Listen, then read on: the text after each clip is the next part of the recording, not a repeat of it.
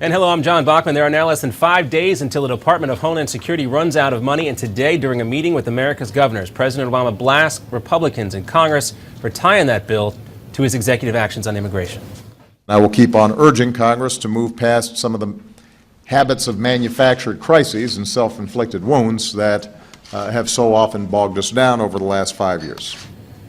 Still, many DHS employees will likely be deemed essential, and that would not be affected by furloughs. Also, the White House has just announced a new legal challenge to that Texas federal judge's ruling that barred the president's executive actions on immigration reform. Meantime, the new Secretary of Defense, Ashton, is in the Mideast today, getting a first-hand look at the U.S.-led effort to defeat ISIS. Carter convened top military, intelligence, and diplomatic experts for what some described as a rare move. Carter says defeating ISIS will require a combination of military and political action.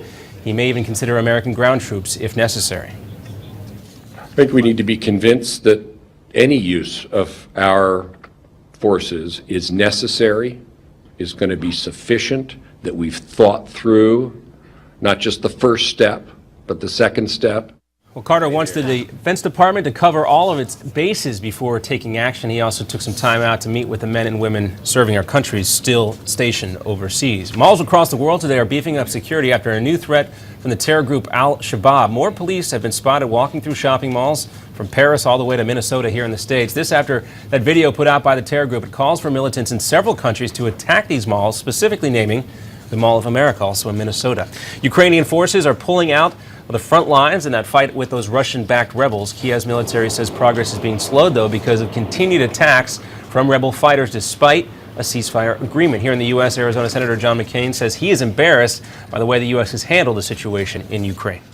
I'm ashamed of my country, I'm ashamed of my president, and I'm ashamed of myself that I haven't done more to help these people. It is really, really heartbreaking.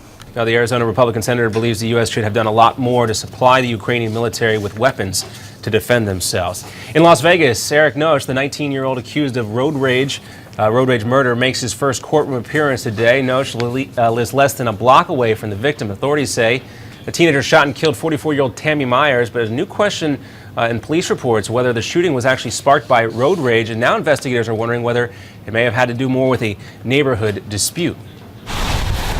And you hear those icy roads there. That's in North Texas. They actually played a role in delaying the murder trial of Eddie Ray Ralph. The ex-Marine is charged with killing former Navy SEAL Chris Kyle and another vet, Chad Littlefield, back in 2013. Ralph's lawyers say he is not guilty by reason of insanity. We'll have another update coming up for you in 30 minutes. I'm John Bachman. Now back to Midpoint with Ed Berliner.